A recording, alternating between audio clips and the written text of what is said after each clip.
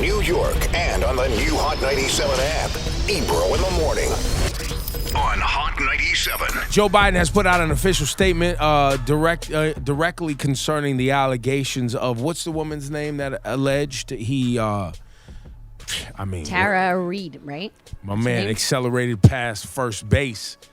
And just all of a sudden, one day at the Capitol cafeteria, decided he was going to sit down with her and put his hands in her bed? Excuse me? That's what the allegations are. Now, Rosenberg, you have had some issues with the allegations since the beginning. What are those with regard to Joe Biden's sexual assault allegation? Well, I'll be the first person to say I do not like coming out and talking about what I don't believe about a woman's sexual assault claims. But that being said, I listen to The Daily, which is the New York Times podcast. And they had an episode all about Tara Reade, the woman who accused Joe Biden. Okay. And they spent a lot of the time interviewing the reporter who was writing the big story in the New York Times about Tara Reade. And this woman who was writing the story basically just gave the sort of big picture of who Tara Reade is. And there was just a lot of holes in the story. Now, the thing that people would say is the most credible thing she brings to the table is that when these things happened in the 90s, in the mid-90s, she reportedly told a couple of friends. Okay. And her mother has since passed, but those couple of friends were able to corroborate some of the story. Which parts? Well, and when I say corroborate, that means they were able to say, yes, she told us the same thing. That's right. all they can say. Of course. Okay. I don't know which parts, Ebro. I know it's not the entire story, though. Now, when you heard about, or when the allegation got reported, or it came out, about a year ago? Yes. So the woman, Tara Reade, reaches out to this reporter from the New York Times. The reporter from the New York Times talks to her. She explains that she worked for Joe Biden, and Joe Biden had made her feel uncomfortable, and they talked about it. And the reporter was saying she felt a little bad that she didn't follow up more, but she said she heard her story and didn't think there was a lot there when she told it. Now, when she told the New York Times reporter the story, was the hand in the pants a part of the story? No, it was not. So then a couple of months later... Which I'm sure if it would have been... Exactly. The New York Times reporter would have been like, wait, hold up. Exactly. So she was a little bit confused. Because that's a big thing. Huge. It's the difference between... It is the thing. It's the thing. It's the whole thing. So then she heard her on a podcast a month later, and she's listening to the podcast, doing an interview, and she's like, hey, that's the woman who called me. And then when she's doing this interview, she's like, oh, yes, and then he penetrated me, and tells the whole thing. And the woman's like, whoa. So she started then reaching out to her and trying to track down the entire story. This woman said that she filed a claim back when it happened. Now, if she filed a claim back when it happened, how then does Joe Biden become vice president of the United States and we are never heard this then? Because wouldn't they have to have... Because then you go back, it's 2007. It's in 2007-8 when Obama's going to choose Biden. That's closer, right? That's a full decade closer to when it happened.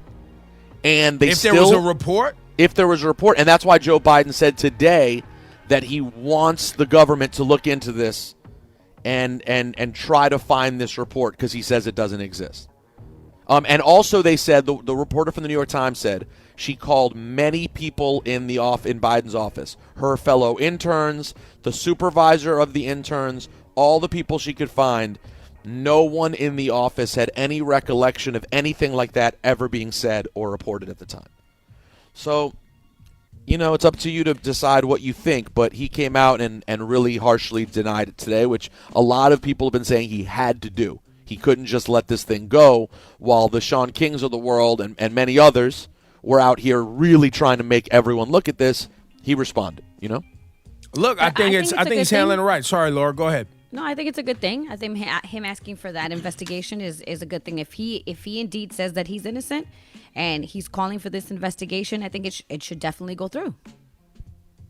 We'll see if they find anything, though. In all likelihood, they won't. It's been so long. The reporter was saying even trying to find where it would have went to, because the woman, Tara Reade, she doesn't remember exactly who she filed the report to.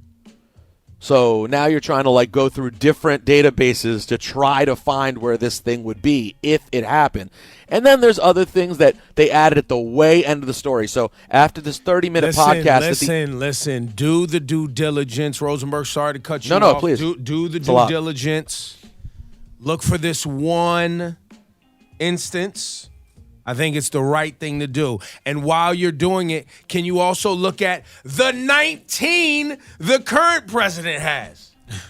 Yeah, look at them all. 19, bro. Why are you bringing up old stuff? 19. So do the due diligence on this one for sure. Wait, but hold on. Which of those two people said on tape that they like grabbing women by their vaginas? Now, Rosenberg, there you are. You cuck. You liberal hack, you bringing up the time he said on tape. Time there was recorded evidence. Right. Oh, okay. Because Biden at the time was very married, very with children, and very much always rushing to get home to his wife, supposedly constantly. Oh, you're just trying to paint a picture. No, I understand. But what's Donald Trump's picture like? He's got 6 wives. Is Donald Trump? But Donald Trump's the guy who's walking into the pageants that he ran, and he would go in while the women were changing. You liberal. Just saying, there's differences. Not saying Biden couldn't have done it. Snowflake, liberal, sniveral. Here's a piece of Biden talking about the sexual assault. Please, to our viewers, please excuse the graphic nature of this, but I want to make sure that there is no question as to what we're talking about.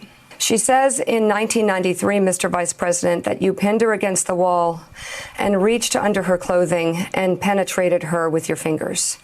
Would you please go on the record with the American people? Did you sexually assault Tara Reade? No, it is not true. I'm saying unequivocally, it never happened. And it didn't. It never happened. So, look, lean in. Like I said, investigate. Yeah, investigate. And after you're done investigating, I want to hear from the people who was going to vote for Biden and now you're going to vote for Trump? Yeah, I don't think I like how Biden stands with women. I'm going to go with Trump. He seems like a good choice. Or, maybe you're one of those people that's like, look, I was thinking about voting for the first time and this is just too much for me to handle. I'm not voting for any of them. Maybe you're one of those. I can't handle it.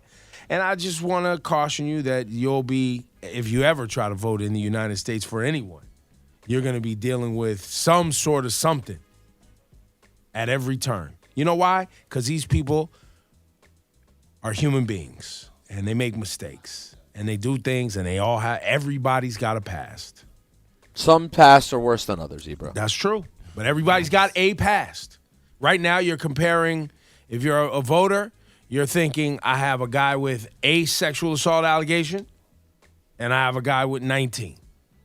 And in the guy who has 19, he said on tape he likes to grab women by the private parts. Rosenberg. And he also admittedly, we know paid off a porn star to be quiet for we know those things happen. Those are facts. Didn't the guy go to jail for that? Yes. So those are all facts. There's a guy in jail for that. That was your man's. Wow. F*** out of here.